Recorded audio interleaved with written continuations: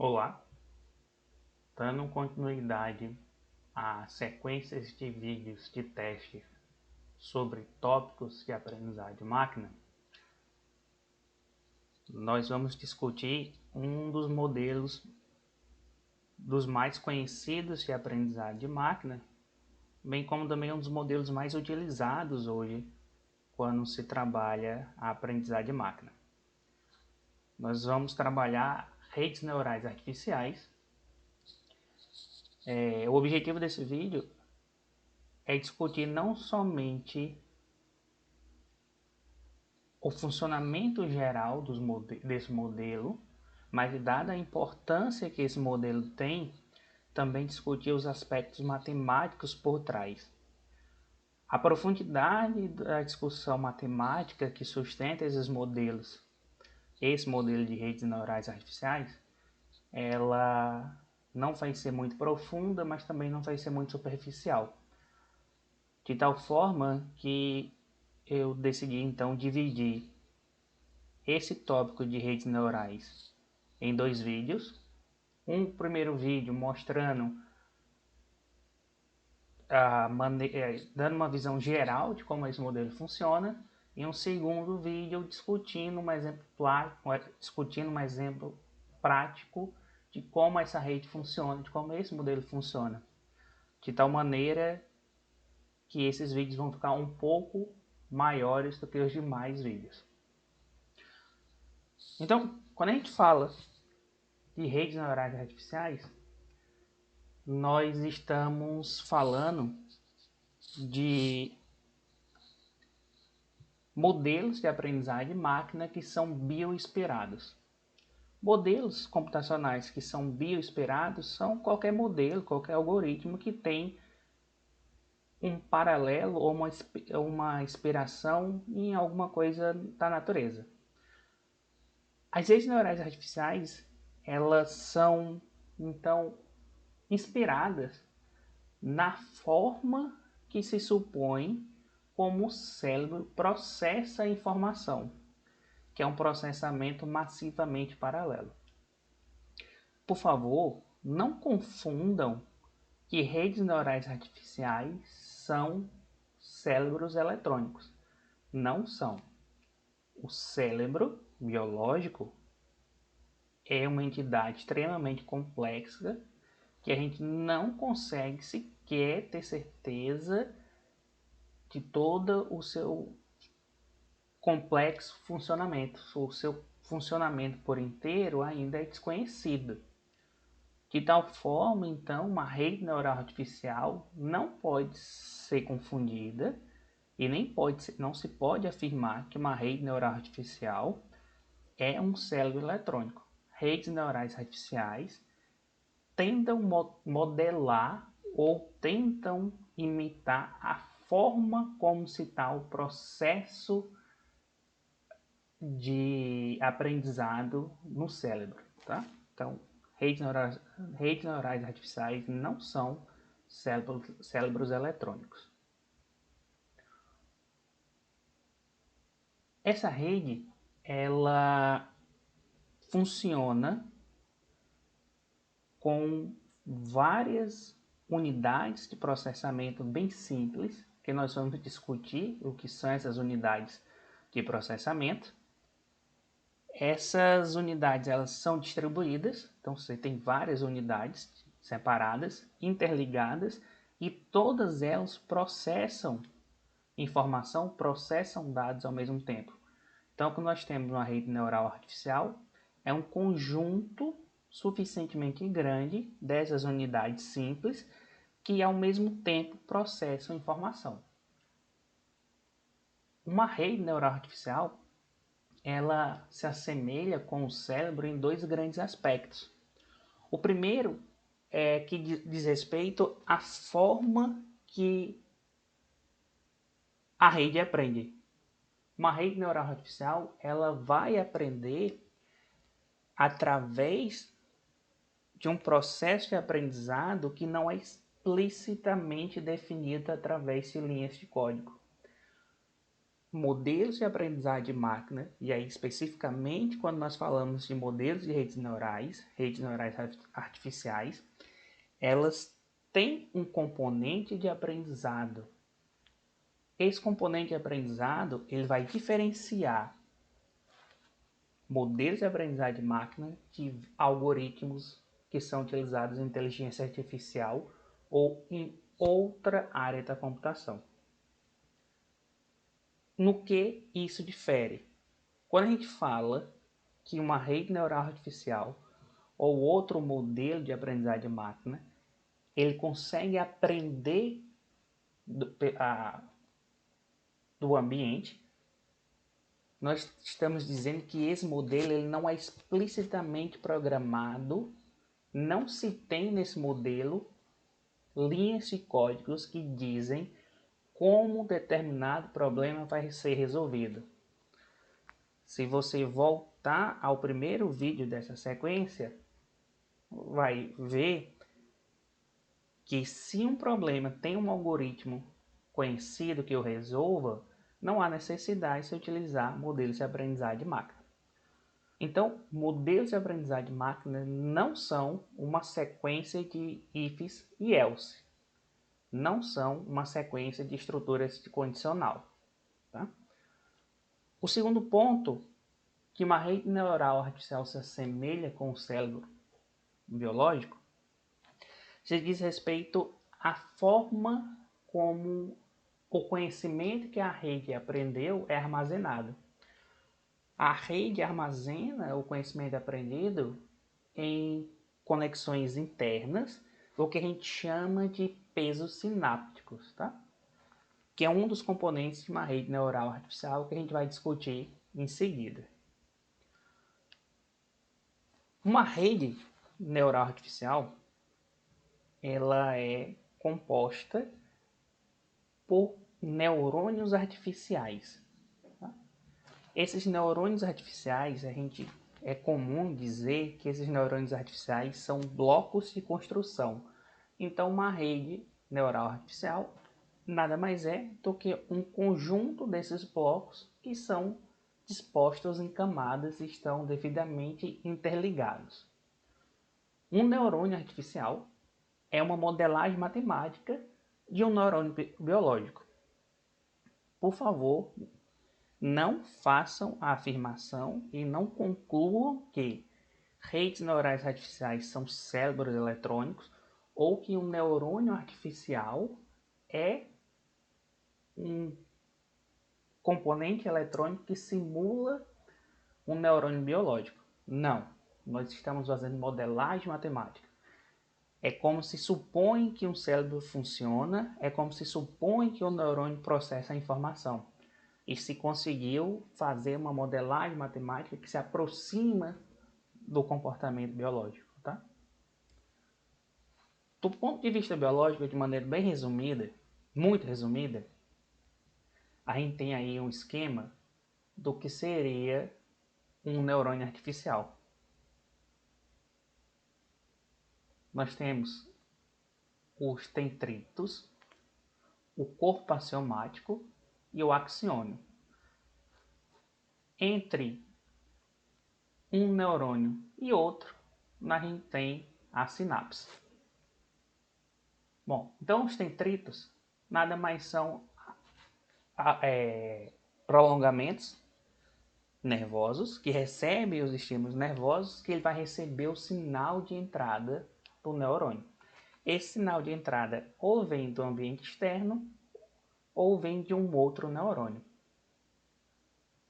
O corpo ele recebe esse sinal vindo dos dendritos e realiza uma combinação desses sinais que estão chegando pelos dendritos e esse impulso é passado para frente, o axônio.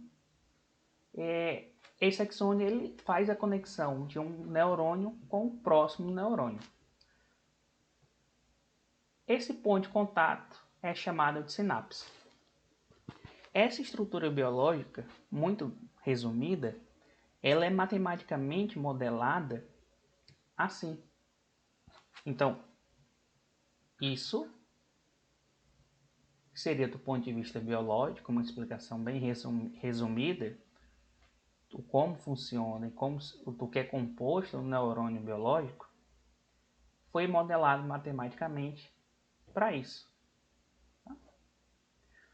Então, seria um diagrama de um neurônio artificial. Nós temos os sinais de entradas, que aqui nós estamos denominando de x1, x2, xm. Então, nós temos m entradas, m sinais de entradas, e esses sinais são oriundos ou do ambiente externo ou de um neurônio de uma camada anterior dessa rede. Cada sinal de entrada, ele tem o seu respectivo peso sináptico, tá? Que aqui a gente representa pela letra W, WK1, WK2, WKM. É o peso sináptico da entrada 1, é o peso sináptico da entrada 2, é o peso sináptico da entrada M. Tá? Todos esses sinais, eles convergem por somador, que seria o equivalente matemático ao corpo de um neurônio. Observe que aqui tem uma entrada chamada bias, que a gente representa pela letra B do neurônio K. Essa entrada nada mais é do que também uma entrada normal, mas o peso sináptico dessa entrada ele é fixo em 1, de tal forma que a gente consegue utilizar esse componente para aumentar ou diminuir a importância desse neurônio K dentro da rede como um todo. Essas entradas x1, x2, x3, xm, são então ponderadas pelos seus respectivos pesos sinápticos. De maneira igual ocorre com a entrada do bias. Esses sinais então são combinados num componente chamado somador. Esse somador ele vai fazer uma soma ponderada. Sinal de entrada vezes seu respectivo peso, mais o sinal de entrada vezes seu respectivo peso, mais o sinal de entrada vezes seu respectivo peso, mais o sinal do viés. A saída desse somador é o que a gente chama de campo local induzido. O campo local induzido de um neurônio, a gente aqui está representado pela letra VK.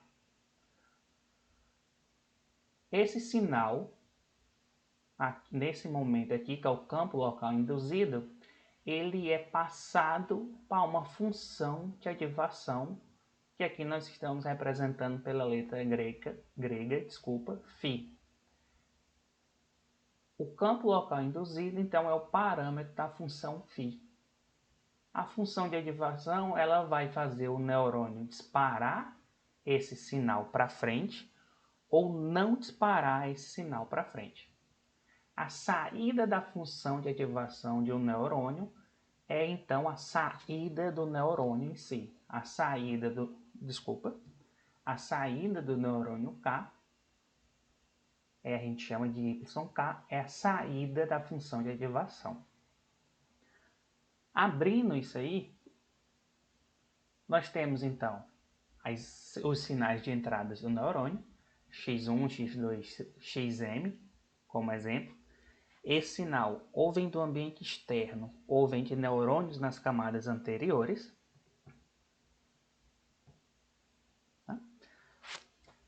Esses sinais então são, juntamente com o bias, que é o viés, tá?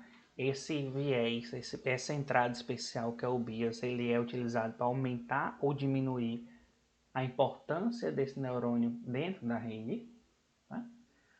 Somando, todos esses sinais então são passados por somador, e aqui nós temos a definição formal desse somador.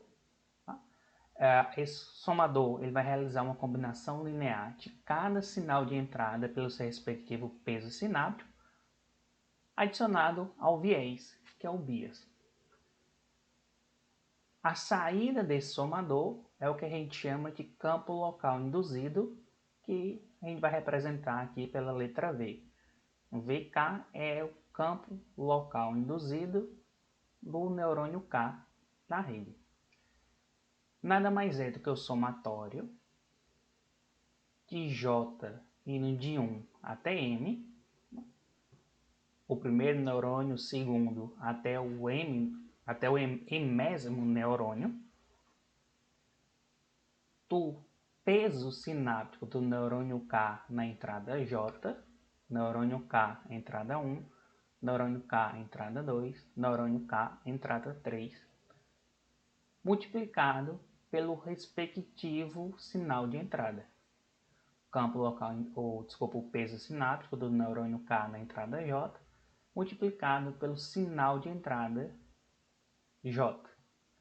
Então aqui seria o somatório aqui começa em 1, então o primeiro W é esse, multiplicado pela sua respectiva entrada, o resultado dessa multiplicação somado ao processo de multiplicação da segunda entrada pelo seu respectivo peso, até a entrada M multiplicada pelo enésimo peso sináptico. Somado isso, adicionamos a essa somatória o viés.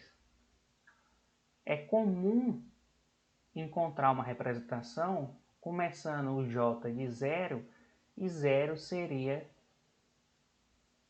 o índice da entrada do viés. Mas seria só uma forma distinta de representar, mas estariam dizendo exatamente a mesma coisa. Bom, a função de ativação ela limita a amplitude de saída do neurônio. Seria como, tentando fazer uma analogia mais simples, seria como se fosse um disjuntor. Se esse disjuntor ele dispara, ele liga, né? Dispara, não, ele é ligado, ele passa o sinal para frente.